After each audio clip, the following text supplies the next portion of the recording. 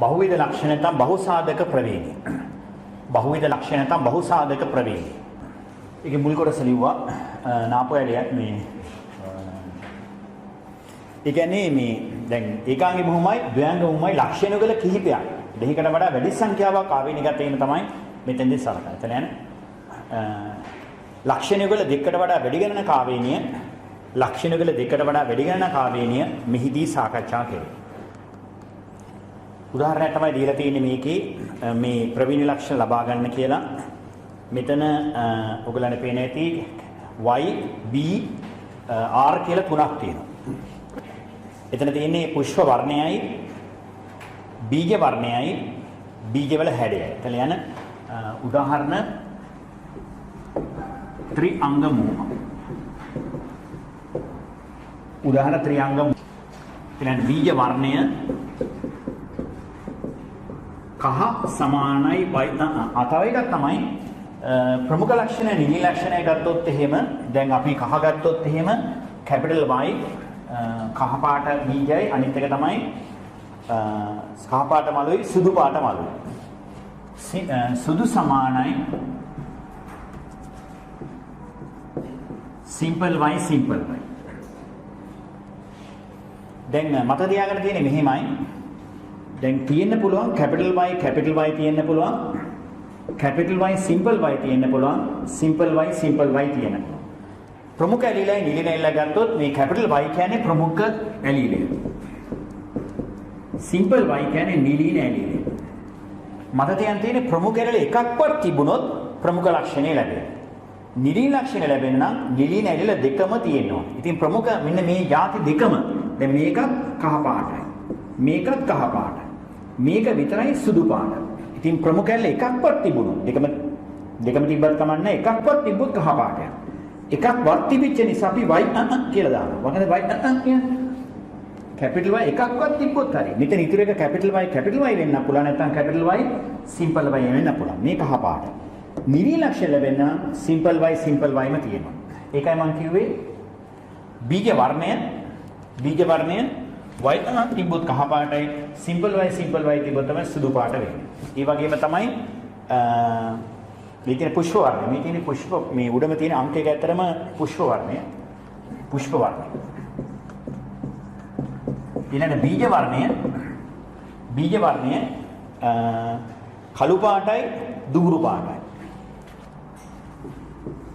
කළු සමානයි දුඹුරු සමානයි සිම්පල් B කැපිටල් B එකක්වත් තිබ්බොත් කළු පාට නිලී නැල්ල දෙකම තිබ්බොත් තමයි දුඹුරු පාට වෙන්නේ. ඊළඟ බීජ හැඩය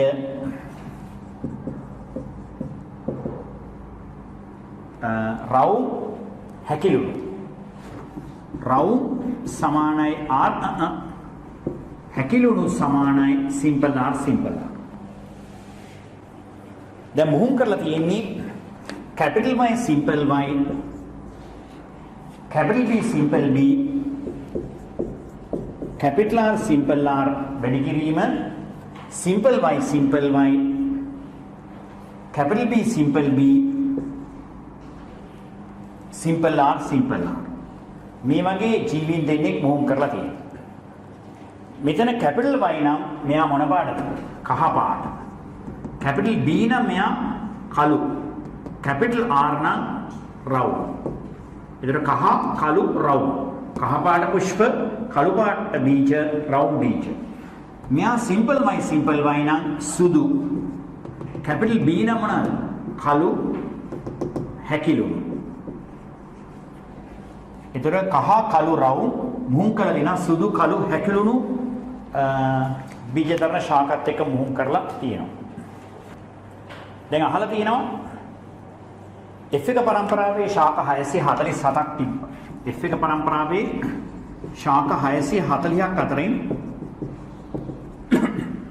F1 පරම්පරාවේ ශාක 640ක් අතරින් එතන ලියන මේක ලිව්වනම් F1 පරම්පරාවේ ශාක 640ක් අතරින්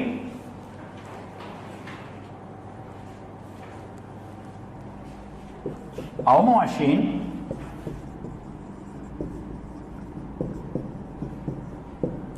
අවම වශයෙන් ලක්ෂණ දෙකක්වත් ප්‍රමුඛ රූපානුදර්ශය දක්වන ශාක සංඛ්‍යා. ප්‍රමුඛ රූපානුදර්ශය දක්වන ශාක සංඛ්‍යා.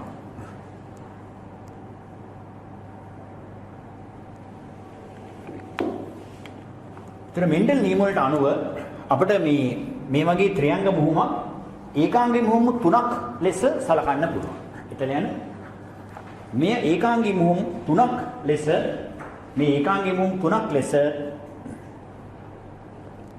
සලකනු ලැබේ.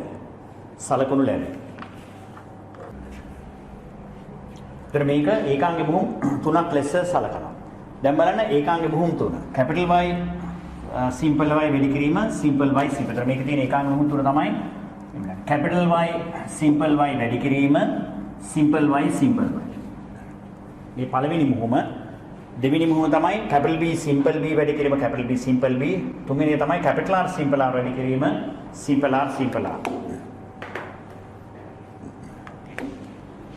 දැන් මුලන්න ඇති මෙයාට ජන්මාන දෙකක් පුළුවන්. මේ පළවෙනි මුහුම දක්වපු capital Y simple Y.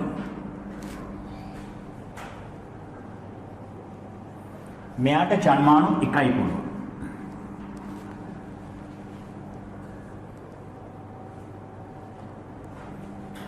ඉතින් ජන්මානු ඉපදීමේ සම්භාවිතාව ඕනනම් ලියන්න පුළුවන්. මේ ජන්මානු ඉපදීමේ සම්භාවිතාව භාගයයි මේක ඉපදීමේ සම්භාවිතාව භාගයයි. මේක ඉපදීමේ සම්භාවිතාව නම් එකයි. ඉතින් මෙතන යන්නේ මෙයා මෙයත් එක්ක යනවා මෙයා මෙයත් එක්ක යනවා.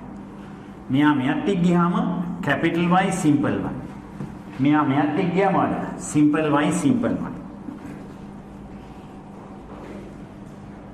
ඒතර සම්භාවිතාව එන්නේ භාගයයි.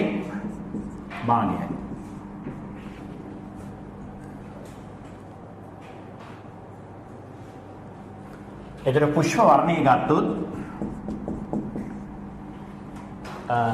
ප්‍රවීණ දර්ශයි සම්භාවිතාවයි ලිව්වොත්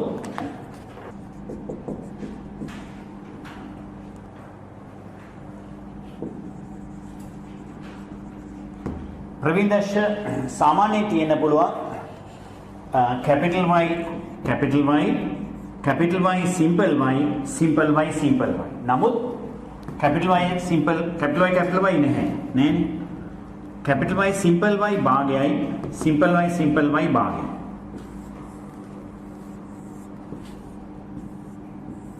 හරි මෙහිම පළවෙනි මුහුම.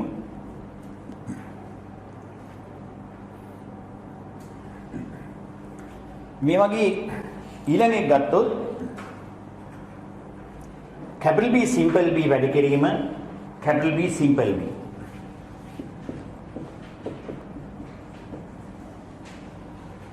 මෙයාට ජන්මානු දෙකයි capital B simple B.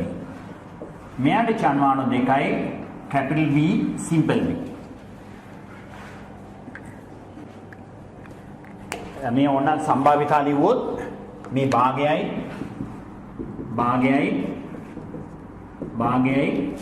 මේ දෙකයි.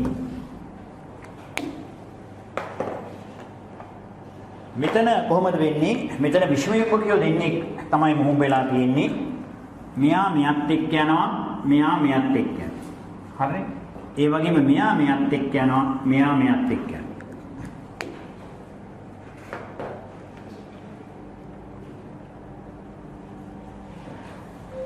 එතකොට මෙයා මෙයත් එක්ක ගියාම capital B. මෙයා මෙයත් එක්ක ගියාම capital B simple B.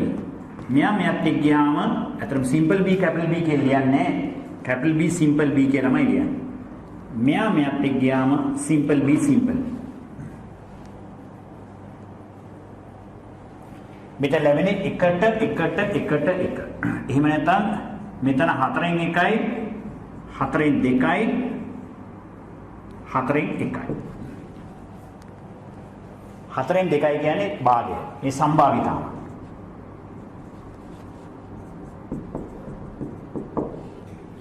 අර විදිහටම ලියන්න පුළුවන් මේ තියෙන බීජ වර්ණය ප්‍රවීණ දර්ශ සහ සම්භාවිතාව capital B capital B capital B simple B simple B simple B දැන් capital B 4න් 1යි capital B simple B භාගයයි නැත්නම් 4න් 2යි simple B 4න් 1යි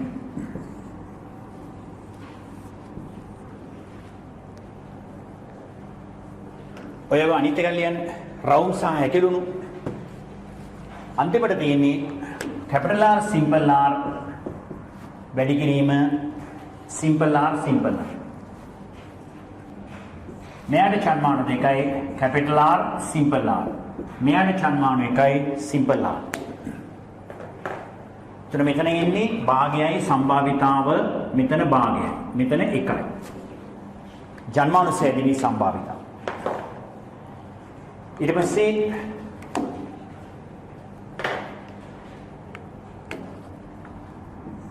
මෙයාත් එක්ක යනවා මෙයාත් එක්ක මේ වගේ එතකොට එන්නේ capital R simple R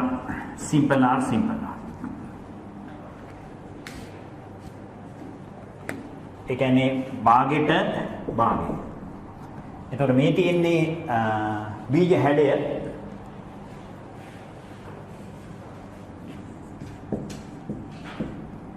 ප්‍රවේණිදර්ශය සම්භාවිතාව සාමාන්‍ය ඉන්න ඕනේ capital R simple R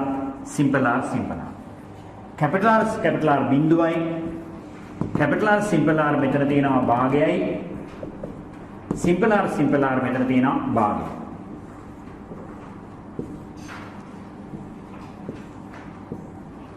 හරි දැන් මේක හොයුවා නම් ඊළඟ දින සම්භාවිතාවේ ගුණිත නීතිය සහ ආකලන නීතිය කියලා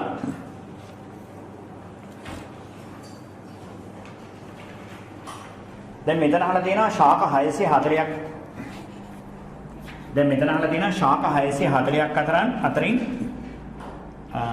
අවමාශයෙන් ලක්ෂණ දෙකක්වත් ප්‍රමුඛ ලක්ෂණ දෙකක්වත් ප්‍රමුඛ රූපාන්තරශ දක්වන ශාක සංඛ්‍යාව. ඉතින් ඒක තමයි ඊළඟට ලියන්නේ. මේකනේ මුහුම capital Y simple Y capital Y simple Y capital B simple B capital R simple R වැඩි කිරීම simple Y capital B simple B simple R simple දැන් ඒකට ගැටලුව ලබා ගන්න හැටි තමයි මේ එහා පැත්තේ අපි විස්තර කරලා තියෙන්නේ. ඒතරෙන් අහලා තියෙන්නේ ලක්ෂණ මේ ප්‍රමුඛ ලක්ෂණ මේ අවශ්‍ය ලක්ෂණ දෙකක්වත් ප්‍රමුඛ රූපාන්තරශය ලැබෙන ඒවා. ඉතින් එකව ඉන්න පුළුවන් capital Y simple Y ඔය ලියලා තියෙන මුල් මේක capital Y simple Y capital B ඊළඟට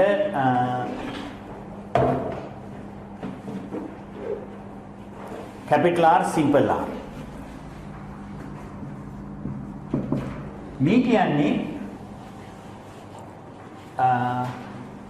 capital Y simple Y සම්භාවිතාව මෙතන ගුණිත නීතිය දාන්නේ වැඩි කරනවා ඒ වගේම capital B සම්භාවිතාව වැඩි කිරීම capital R simple R සම්භාවිතාව හරි capital Y simple Y සම්භාවිතාව කියලා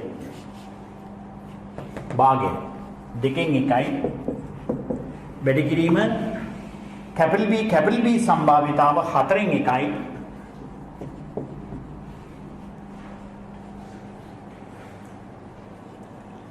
ඒ වගේම capital B සම්භාවිතාව capital R simple R සම්භාවිතාව භාගය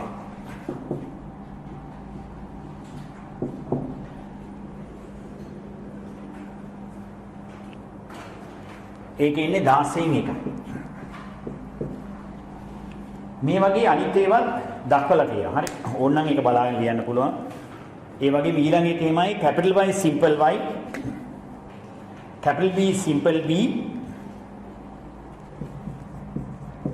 capital R simple R එකක් ලියන්න එතකොට මේ තියෙන්නේ තුනම ප්‍රමුඛ. අවම වශයෙන් දෙකක්වත් කොහොම ඉතුරු ඒවා දෙකක්වත් ප්‍රමුඛ ඒවා. ඒ කියන්නේ capital Y simple y capital B simple r simple r. මෙතන යන්නේ capital Y simple y ලැබීමේ සම්භාවිතාවම භාගයයි. වැඩි කිරීම capital B simple b ලැබීමේ සම්භාවිතාව මෙතන ඒකත් භාගයයි. capital R simple r ලැබීමේ සම්භාවිතාව ඒකත් භාගයයි.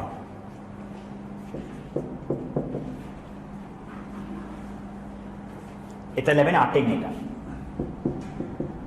අන්තිමට මේවා එකතු කරන්න යනවා. එකතු කිරීමේ නීතිය යනවා එකතු කරන්න යනවා. ඒ නිසා ඔන්න 8න් එක 16න් දෙක කියලා ලියන්න පුළුවන්.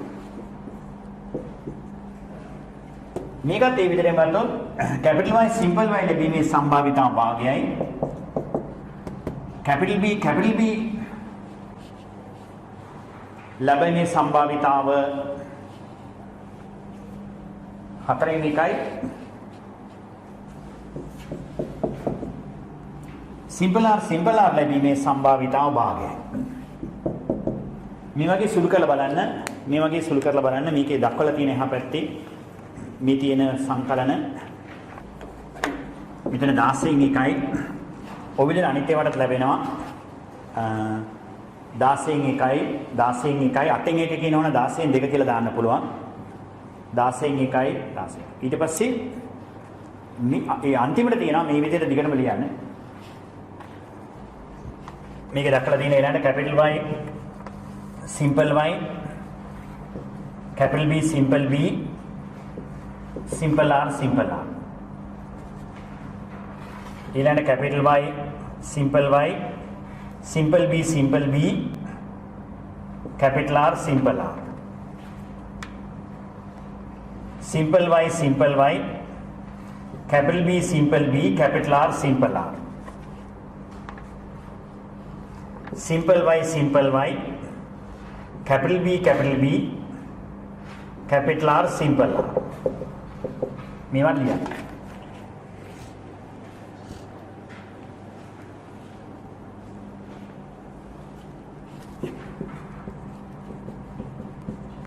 හත් જાතියක්.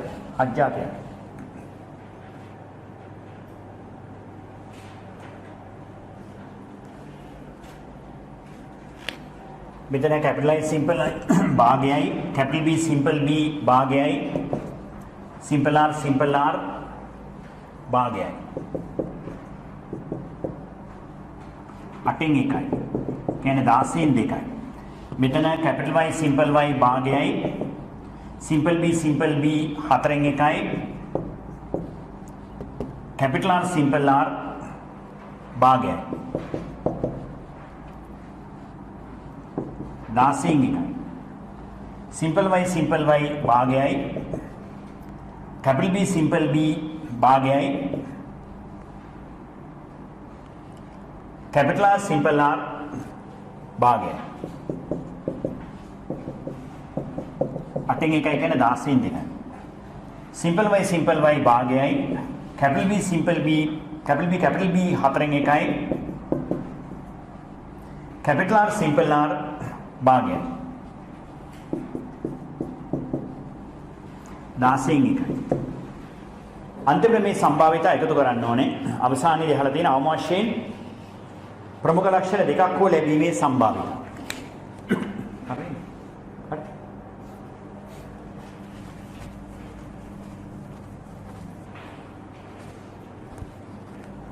ඊළඟ අවම වශයෙන්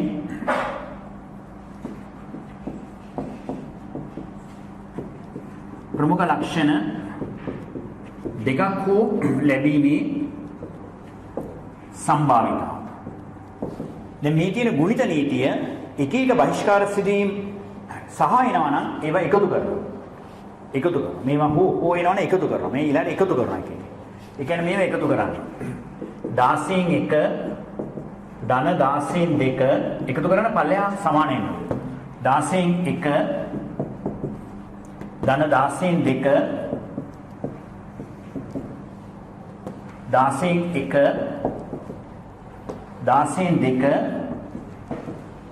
16න් 1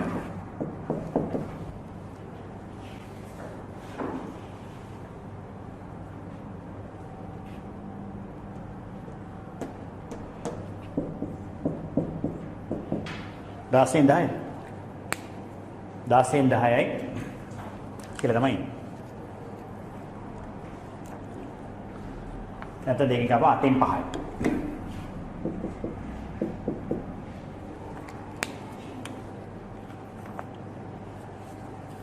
එතකොට අවශ්‍යයෙන් ප්‍රමුඛ ලක්ෂණ දෙකක් වූ පවතින අපේක්ෂිත ශාක සංඛ්‍යාව කියන්නේ 640න් 8න් 5යි. කියන්නේ 640න් 8න් 5යි. 640න් 8න් 5යි.